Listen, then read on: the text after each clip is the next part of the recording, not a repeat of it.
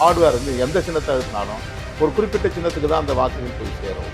அந்த மாதிரி மேல் ப்ராக்டிஸ் பண்ணுறதுக்கான வாய்ப்புகள் ஹார்ட்வேர்லேயே மாற்றக்கூடிய வாய்ப்புகள் இருக்கின்றன. இப்போ அவங்க வந்து அடித்து சொல்கிறாங்க, நாங்கள் 400 இடங்களுக்கு மேலே வெற்றி பெறுவோம், மறுபடியும் நாங்கள் தான் ஆட்சி பெறுவோம் சொல்கிறாங்க. அது ஒரே ஒரு காரணம், அவங்க இவிஎம் மேலே கொடுக்குற நம்பிக்கை தான்.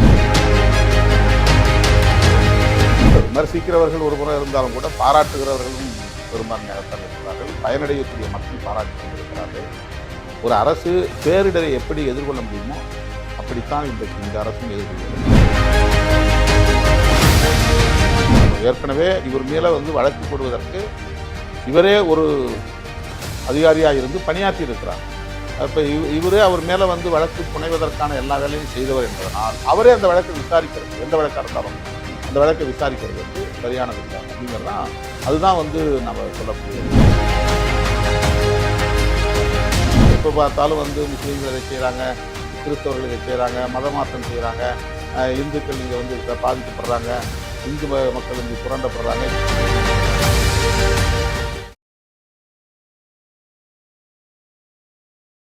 வணக்கம், இது நேர்காணல் நிகழ்ச்சி. இன்றைய நிகழ்ச்சியில் கலந்து கொண்டு தன்னுடைய கருத்துக்களை தெரிவிப்பதற்காக விடுதலை சிறுத்தை கட்சியினுடைய தலைவர் தொல் திருமாவளவன் அவர்களை சந்திக்க வருகிறோம். வணக்கம் சார். நன்றி. வணக்கம் சார். இப்போ நீங்க வாக்குப்பதிவு இயந்திரத்துக்கு எதிராக ஒரு ஆர்ப்பாட்டம் நடத்துறீங்க, தொடர்ந்து வலியுறுத்திட்டு வரீங்க. வாக்குப்பதிவு இயந்திரம் தவறாக இருக்கு, வடமாநிலங்கள் நடந்த தேர்தல்களிலும் நீங்க சொல்றீங்க.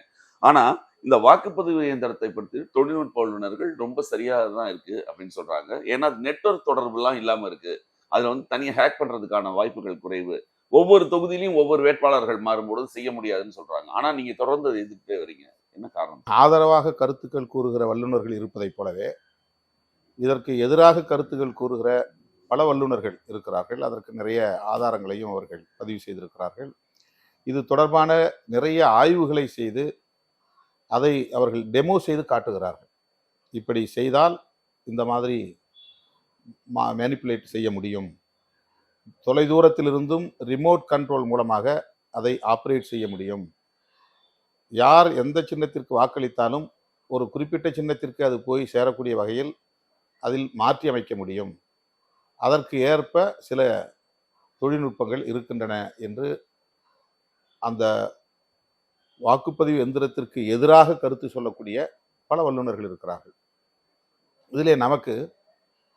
இதில் இருக்கிற டிரான்ஸ்பரன்சி என்பது மிக மிக குறைவாக இருக்கிறது, வெளிப்படைத்தன்மை.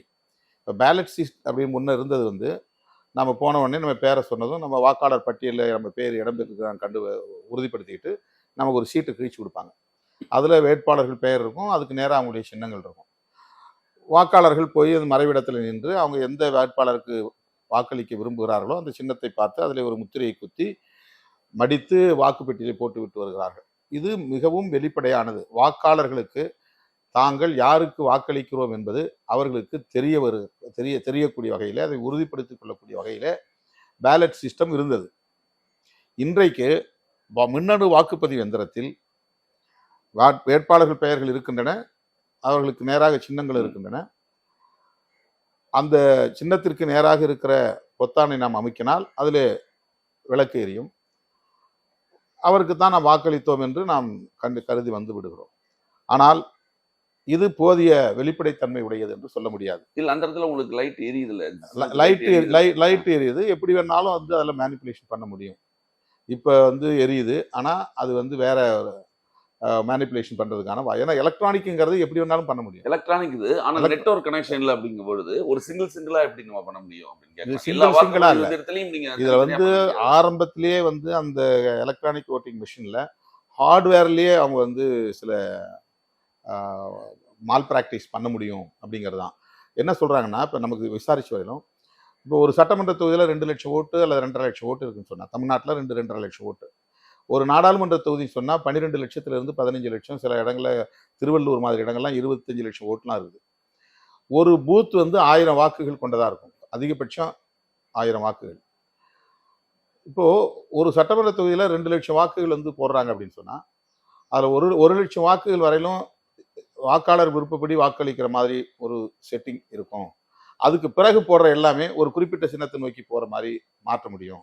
ஹார்ட்வேர் வந்து எந்த சின்னத்தை அழுத்தினாலும் ஒரு குறிப்பிட்ட சின்னத்துக்கு தான் அந்த வாக்குகள் போய் சேரும். அந்த மாதிரி மேல் பிராக்டிஸ் பண்ணுறதுக்கான வாய்ப்புகள் ஹார்ட்வேர்லேயே மாற்றக்கூடிய வாய்ப்புகள் இருக்கின்றன அப்படிங்கிறது ஒரு இல்ல அப்போ தொடர்ந்து பிஜேபி ஜெயிக்கணுமே. பிஜேபி தோல்வி என்ற இடங்கள்லாம் இருக்கு. கர்நாடகா தேர்தலில் கூட பிஜேபி தோல்வி தானே. அதுதான் அது வந்து என்னன்னா இந்த மாதிரியான சந்தேகத்தை வந்து உறுதிப்படுத்தாம இருக்கிறது. எல்லா இடங்களையும் இப்ப தென்னிந்தியாவில் வந்து அந்த மாதிரி பண்ணாங்கனாக்கா எந்த நபராலும் ஏத்துக்க முடியாது. ம். எப்படி திடீர்னு வந்து 40 தொகுதியில 30 தொகுதி ஜெயிக்குதுன்னு சொன்னாக்கா யாரால நம்ப முடியும்? அப்ப அந்த சந்தேகம் தவிர்க்கிறதுக்காக சில இடங்கள்ல அவங்களால பண்ண முடியும். இப்ப அவங்களுக்கு கவ் பெல்ட்ன்னு இருக்கு. அந்த ஏரியாக்கள்ல அவங்க தொடர்ந்து வந்து இந்த மத்திய பிரதேசம் அந்த ஏரியாவில் உத்தரப்பிரதேசம், உத்தரகாண்ட், சத்தீஸ்கர், ஹரியானா, பீகார் இந்த மாதிரியான பகுதிகளில் அவங்க வந்து எதை வேணாலும் செய்யலாங்கிற அளவுக்கான ஒரு சூழல் அங்கே இருக்கு. இப்பவும் அவங்க அதை நம்பி தான் நிற்கிறாங்க தேர்தலில். ஒரு குறிப்பிட்ட பகுதிகளில் அதை அந்த மாதிரியான மால் ப்ராக்டிஸ் பண்ணால் அவங்களுக்கு போதும். அவங்களுக்கு வந்து ஆட்சி அமைப்பதற்கு எவ்வளவு தேவையோ அதை விட கூடுதலாக ஒரு 50 இடங்களிலோ அல்லது 100 இடங்களிலோ வெற்றி பெற்றால் போதும். அந்த அளவுக்கான வேலைகளை அவங்க செய்வாங்க. அப்பதான் ஒரு பொதுமக்கள் மத்தியில் ஒரு நம்பகத்தன்மையும் இருக்கும். ஒரு புறம் சந்தேகம் இருந்தாலும் இன்னொரு புறம் நம்பகத்தன்மையும் இருக்கும். இப்போ தமிழ்நாட்டுக்குள்ள அவங்களால ஒரு இடத்துல கூட ஜெயிக்க முடியாதுங்கிற ஒரு நிலையில திடீர்னு 30 இடங்கள்ல ஜெயிக்கிறாங்கன்னு சொன்னா யாரும் அதை ஏற்றுக்கொள்ள முடியாது இல்லை. அப்ப இந்த மாதிரி இடங்கள்ல அவங்க தில்லுமுள்ளு பண்ண முடியாது, பண்ணவும் கூடாது. பண்ணுனா அது வந்து புத்திசாலித்தனம் இல்லை, அது வந்து புத்திசாலித்தனத்தோட செய்யக்கூடிய திருட்டு வேலையும் இல்லை. அதனால அவங்க வந்து சில இடங்கள்ல லிபரலா விடுறாங்க அப்படிங்கிறது தான் வந்து இப்ப எல்லாமே டிஜிட்டலா மாறி வர நேரங்கள்ல இன்னும் பழைய வாக்குச்சீட்டு முறைக்கே நம்ம ஏன் அப்படி இல்லை. அதாவது டிஜிட்டல் வந்த பிறகு வேலைகள் வந்து ரொம்ப வேகமா நடக்குது, மேன் பவர் குறையுது, இன்னும் அந்த அந்த வேலையை சீக்கிரம் நம்ம முடிக்கிறது மூலமா ஒரு வளர்ச்சியை நோக்கி நம்ம போறோம் அப்படிங்கிறது எல்லாமே சரி. ஆனால் இது வந்து ரொம்ப ரொம்ப முக்கியமான ஒரு இடம், ஆட்சி அதிகாரத்தை அமைப்பதற்கான ஒரு முக்கியமான களம். ஜப்பான் போன்ற பல வல்லரசு நாடுகளிலேயே இவிஎம் முறைக்கு போய்விட்டு மறுபடியும் பழைய முறைக்கு திரும்பி இருக்கிறார்கள். அவர்கள்லாம் வளர்ச்சியை விரும்பாதவர்களா? நவீன தொழில்நுட்பங்களை விரும்பாதவர்களா? ஆனா இந்த ஆட்சி அதிகாரம் தொடர்பான அரசியல் களம் என்பது மிக மிக முக்கியமானது. இதுல எந்த தில்லுமுள்ளுக்கும் இடம் கொடுத்து விடக்கூடாது என்கிற ஒருமித்த கருத்து அனைவருக்கும் இருந்ததனால் பழைய முறைக்கு மறுபடியும் திரும்பி இருக்கிறார்கள். இப்போ அவங்க வந்து அடிச்சு சொல்றாங்க, நாங்க 400 இடங்களுக்கு மேல வெற்றி பெறுவோம், மறுபடியும் நாங்க தான் ஆட்சிக்கு வருவோம் சொல்றாங்க. அது ஒரே ஒரு காரணம், அவங்க இவிஎம் மேல வச்சிருக்கிற நம்பிக்கை தான். வட இந்திய மாநிலங்களில் இது தொடர்பான விழிப்புணர்வு பல ஆண்டுகளாக நடந்து கொண்டிருக்கிறது. ஜந்தர் மந்தரில் நாள்தோறும் இது தொடர்பான ஆர்ப்பாட்டம் நடைபெறுகிறது. இவிஎம் வேண்டாம் என்கிற கோரிக்கை, அந்த குரல் ஓங்கி ஒலித்துக் கொண்டிருக்கிறது. அது போன்ற அமைப்புகளை சார்ந்தவர்கள் நம்முடைய பிரதமரை மக்களால் தேர்ந்தெடுக்கப்பட்ட பிரதமர் என்று ஏற்றுக்கொள்ளாமல் அவரை இவிஎம் பிரைம் மினிஸ்டர் என்றே சொல்லுகிறார்கள். மெஷின் தேர்ந்தெடுக்கிற பிரைம் மினிஸ்டர் தானே அவர், மக்களால் தேர்ந்தெடுக்கப்படுகிற பிரைம் மினிஸ்டர் அல்ல என்கிற பிரச்சாரத்தை அவர்கள் தொடர்ந்து வைக்கிறார்கள். தற்போது இந்தியா கூட்டணி தலைவர்கள் அனைவரும் ஒருமித்த கருத்துக்கு வந்திருக்கிறார்கள், இவிஎம் கூடாது என்கிற ஒரு கருத்துக்கு. ஆனால் அதிலே அவர்கள் ஒரு ஸ்லைட் ஒரு ஒரு ஒரு ஒரு சின்ன சமரசம் என்ன அப்படின்னு சொன்னா, எலக்ட்ரானிக் ஓட்டிங் மிஷின் வச்சுக்கலாம், ஆனால் 100 விழுக்காடு விவிபிஏடி என்று சொல்லப்படக்கூடிய ஒப்புகை சீட்டு பெறுதல். இப்ப என்ன பண்றாங்கன்னு சொன்னாக்க, இந்த இதுவே வந்து சுப்பிரமணிய சாமி தான் இந்த கொஸ்டினை எழுப்பினார். அவர் தான் இந்த உச்சநீதிமன்றத்துக்கு வழக்கு போனார். பல வழக்குகள் அது மாதிரி போனதனுடைய விளைவாக விவிபிஏடி என்று சொல்லப்படக்கூடிய ஒப்புகை சீட்டு, இந்த வெரிஃபிகேஷன் ப்ரொவிஷன், அது 100 விழுக்காடு கிடையாது. ஒரு நாடாளுமன்ற தொகுதியில் ஒரு குறிப்பிட்ட சில இடங்கள்ல மட்டும்தான் அந்த மாதிரி மிஷின் வைப்பாங்க. நம்ம ஓட்டு போட்ட உடனே நமக்கு வந்து சீட்டு வந்து விடும். அதை பார்த்த உடனே நமக்கு வந்து நம்ம இந்த சின்னது தான் ஓட்டு போட்டுருங்கிறது உறுதியாயிடும். இப்ப நாம என்ன சொல்றோம்னா 100 விழுக்காடு அது மாதிரி வைங்க, அதை வந்து மக்கள் எடுத்து அது ஓட் பாக்ஸ் போடட்டும், தனியா ஒரு ஓட்டு பெட்டி. இப்ப ஓட்டு பெட்டி இல்லாம தான் இவிஎம்ல ஓட் பாக்ஸ் கிடையாது. அப்ப நம்ம வந்து தனியா பேலட் ஷீட் பிரிண்ட் பண்ணி அதை கிழிச்சு தர்றது வேண்டாம். இவிஎம் மிஷின்லயே நம்ம வந்து இது பண்ணுவோம். டிஜிட்டலாவே நீங்க பேலட் பேப்பர் கொடுங்க. Ballot paper means acknowledgement receipt. Acknowledgement ரிசிப்டை ஒவ்வொரு வாக்காளரும் வாங்கி, நான் வந்து இந்த சின்னத்துக்கு தான், பானை சின்னத்துக்கு தான் ஓட்டு போட்டிருக்கிறேன் அப்படின்னு நான் உறுதிப்படுத்திக்கிட்டு என்னுடைய ஓட்டை நான் ஓட் பாக்ஸில் போட்டேன்னா கவுண்டிங் சென்டரில் ரெண்டையும் டேலி பண்ணணும்.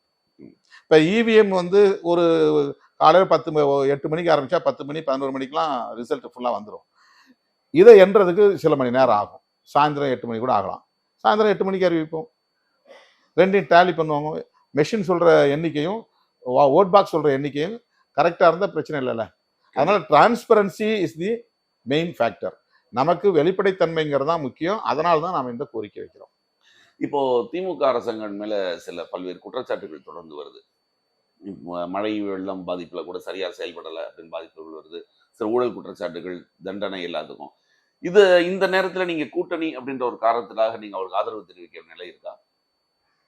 இல்ல, விமர்சிக்கிறவர்கள் ஒரு புறம் இருந்தாலும் கூட பாராட்டுகிறவர்களும் பெரும்பான்மையாகத்தான் இருக்கிறார்கள். பயனடையக்கூடிய மக்கள் பாராட்டி கொண்டிருக்கிறார்கள்.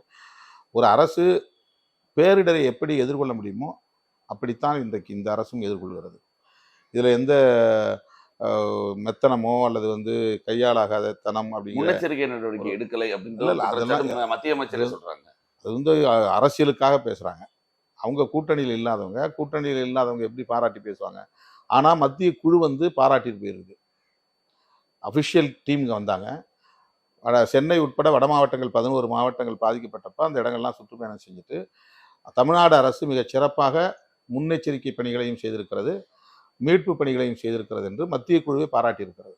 பிஜேபிக்காரங்க விமர்சனம் செய்கிறாங்க, கவர்னரும் கூட விமர்சனம் செய்கிறாரு. ஆனால் மத்திய குழு பாராட்டியிருக்கிறது.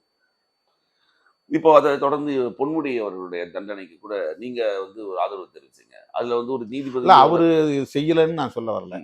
அவரு அவர் மேல எடுத்த நடவடிக்கை அப்படி நான் சொல்ல வரல. அதாவது இல்ல அதுக்கு நீதிபதி இல்ல, பின்புலத்தை நம்ம இல்ல, யோசிக்கிறது இல்ல அது எப்படி சரியா?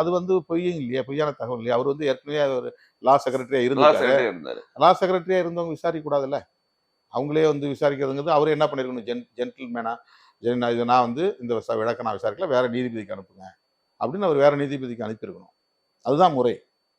இல்ல உயர் நீதிமன்றம் எடுத்ததை விசாரிக்கிறதுக்கு இவர்கிட்ட வந்தது. இவர்கிட்ட வந்தா கூட இவர் என்ன பண்ணிருக்கலாம்னா, நான் ஏற்கனவே அந்த வழக்கு, ஆனா இப்ப தீர்ப்பு வழங்கப்பட்டிருக்கிற வழக்கு வேற. ஆமா, அந்த வழக்கு ஜொமேட்டோ எடுத்த வழக்கு வேற. அது கூட நம்ம இப்ப சொல்ல வரல. ஆனால் ஒரு ஏற்கனவே இவர் மேல வழக்கு போடுவதற்கு இவரே ஒரு அதிகாரியா இருந்து பணியாற்றி இருக்கிறார். அப்ப இவரே அவர் மேல வழக்கு புனைவதற்கான எல்லா வேலையும் செய்தவர் என்பதனால் அவரே அந்த வழக்கை விசாரிக்கிறது, எந்த வழக்கா இருந்தாலும் அந்த வழக்கை விசாரிக்கிறது சரியானது இல்லை அப்படிங்கறதான். அதுதான் நம்ம சொல்லக்கூடிய கருத்து, வேற ஒண்ணும் இல்லை. இல்ல ஏன்னா இப்ப செந்தில் பாலாஜி அவர்களுடைய கேஸ்ல கூட பாத்தீங்கன்னா அமலாக்கத்துறை நடவடிக்கை எடுத்து அவங்க தொடர்ந்து இப்ப இதுல இருக்காரு. அப்படிங்கும்போது இந்த மாதிரி ஊழல் குற்றச்சாட்டுகள் ஒரு கூட்டணிக்கு ஒரு பாதிப்பை தராதா? அவங்க இப்ப நம்ம ஊழலை ஆதரிச்சு பேசலையே. ஊழலை அவங்க அரசியல் பழிவாங்கும் நடவடிக்கைக்கு சாதகமாக இந்த மாதிரியான வழக்குகளை கையாளுகிறார்கள் அப்படிங்கிறத நம்ம எக்ஸ்பிரஸ் பண்றோம், அவ்வளவுதான். அமைச்சர்களா இருந்த எல்லாருமே அதிமுக அமைச்சர் மேல கூட நிறைய வழக்குகள் இருக்கு. அது விசாரணையில் இன்னும் பெண்டிங்கில் இருக்கு, நிலுவையில் இருக்கு. இப்போ நம்ம என்ன சொல்றோம்னா, எல்லாரையும் அதே மாதிரி இடி போய் விசாரிக்குதா, எல்லாரையும் அதே மாதிரி சிபிஐ விசாரிக்குதா? ஆனால் எதிர்கட்சியை சார்ந்தவர்கள் மீது, தங்களுக்கு வேண்டாதவர்கள் மீது இந்த விசாரணைகளை முடுக்கி விடுறாங்க. இப்போ அதுல ஒரு உள்நோக்கம் இருக்கு அப்படிங்கிறது தான், அரசியல் காரணம் இருக்கிறது அப்படின்னு நம்ம சொல்றோம். நீங்க தொடர்ந்து பிஜேபியை விமர்சித்தே வரீங்க. பிஜேபி தமிழகத்தில் கால் ஊன்றக்கூடாது அப்படின்னு உங்களுடைய பேச்சு தொடர்ந்து இருக்கு. ஆனாலும் அதை மீறி பிஜேபிங்கிறது இங்க நல்ல ஒரு வளர்ச்சி அடைஞ்சிட்டு இருக்கு, வெளியில தோற்றம் இருக்கு. நீங்க இங்க பார்க்க போனீங்கன்னா அதிமுகவை விட திமுகவுக்கு எதிரியான பிஜேபி தான் நிற்கிற மாதிரி இருக்கு. அப்ப பிஜேபி இங்க வளர்ச்சி அடைஞ்சிட்டு நீங்க ஒத்துக்கிறீங்களா? இப்போ நடைபெறப்போகிற நாடாளுமன்ற பொது தேர்தல் உண்மையை என்ன என்று வெளிப்படுத்த போகிறது, அவர்களுடைய சக்தி என்னங்கிறது. அதிமுக அவங்களோட இருந்து அவங்களுக்கு ஒரு 10 இடங்களையோ அல்லது 5 இடங்களையோ கொடுத்து அதில் அவங்க அதிமுககாரங்களே வேலை செஞ்சு அதிமுககாரங்களே ஓட்டு போட்டு அவங்களுக்கான ஒரு சக்தியை அவங்க கொடுத்தால் ஒழிய அவங்களுக்கு இங்கே தனியாக நின்று ஒரு சட்டமன்ற தொகுதியில் கூட அவங்களால டெபாசிட் வாங்க முடியாது. யதார்த்த நிலை இதுதான், யதார்த்த நிலை அதுதான். ஆனால் மிகப்பெரிய மீடியா ஃபோக்கஸ்ல அண்ணாமலை தான் இருக்காரு. இல்லை, அது மீடியா ஹைப். அது யாரை வேணாலும் பண்ணுவாங்க. இண்டிவிஜுவல் எவ்வளோ பேர் ஹைப் ஆகி வராங்க, தனியார் நபர்கள் உதிரிகள் எவ்வளோ பேர் பெரிய புகழ் பெற்றவளாக வராங்க. அதனால் அவங்க ஒட்டுமொத்தமாக மக்கள் செல்வாக்கு பெற்றவர்னு சொல்ல முடியாது. தமிழ்நாட்டை பொறுத்தவரையில் பாஜக மீது ஜனங்களுக்கு ஒரு அச்சம் இருக்கிறது, ஒரு எதிர்ப்பு உணர்வும் இருக்கிறது. ஏன்னா அவங்க பேசுகிற அரசியல் அன்றாட பிரச்சனைகளோடு தொடர்புடையதாக இல்லை. அவங்க மதத்தை பற்றியும் சிறுபான்மையினருக்கு எதிரான வெறுப்பு அரசியல் பற்றியும் தான் அதிகமாக பேசுகிறாங்க. வேற எந்த இஷ்யூஸும் அவங்க எடுக்கிறது கிடையாது.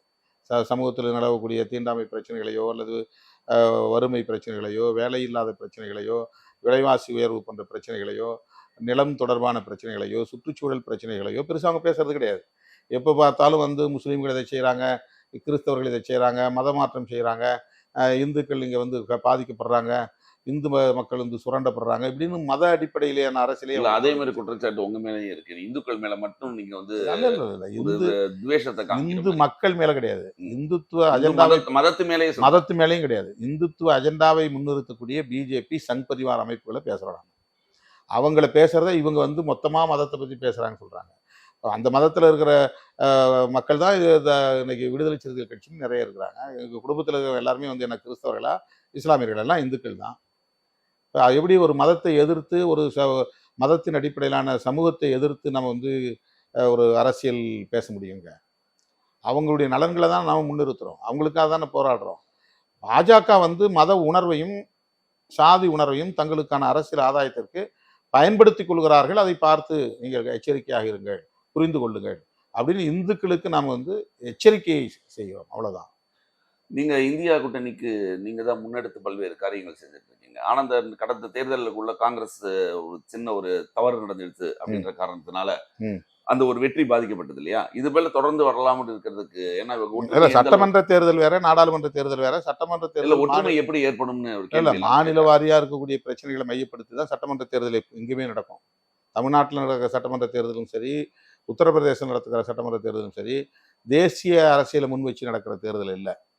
அப்ப பாஜகவா காங்கிரஸான்னு யாரும் முன்னிறுத்துறது இல்லை, மோடியா ராகுல் காந்தியான்னு யாரும் முன்னிறுத்துறது இல்லை. அங்க லோக்கல்ல இருக்கக்கூடிய லீடர்ஸ், இப்ப தமிழ்நாட்டில் சட்டமன்ற தேர்தல் நடந்தா எடப்பாடிக்கும் திமுக தலைவருக்கும் இடையிலான ஒரு அரசியலா தான் அங்க பார்ப்பாங்க. திமுகவுக்கும் அதிமுகவுக்கும் இடையிலான அரசியலா தான் பார்ப்பாங்க. அதுல வந்து மோடியா அல்லது ராகுல் காந்தியாங்கிறது பெருசா பேசப்படாது. இப்ப நாடாளுமன்ற தேர்தலுங்கும் போதுதான் பாஜகவா காங்கிரஸா அல்லது பாஜக கூட்டணியா காங்கிரஸ் தலைமையிலான கூட்டணியா, அப்ப அதுல மாநில சக்திகளும் அதுல வந்து இடம்பெறும். மாநில அரசியலும் சேர்ந்து இயங்கும். அதனால வந்து நடந்து முடிந்த 5 மாநில சட்டப்பேரவை தேர்தல்களில் காங்கிரஸ் வெற்றி வாய்ப்பை இழந்திருந்தாலும், நாடாளுமன்ற தேர்தலில் அது முற்றிலும் ஒரு மாறுபட்ட பார்வையை கொண்டதாகத்தான் இருக்கும். கட்டாயமாக இந்தியா கூட்டணிக்கு மக்கள் பெரும் அளவுக்கு ஆதரவு நல்குவார்கள். இந்தியா கூட்டணியை வெற்றி பெற வைப்பார்கள். பாஜகவை தூக்கி எறிவார்கள், அப்புறப்படுத்துவார்கள் என்கிற நம்பிக்கை இருக்கிறது. மிக்க நன்றி. தமிழக அரசியல் களம் மற்றும் இந்திய அரசியல் களத்தை பற்றி விவாதித்ததுக்கு மிக்க நன்றி. நிகழ்ச்சியில் வந்து கடந்து கொண்டதுக்கு மிக்க நன்றி. நன்றி.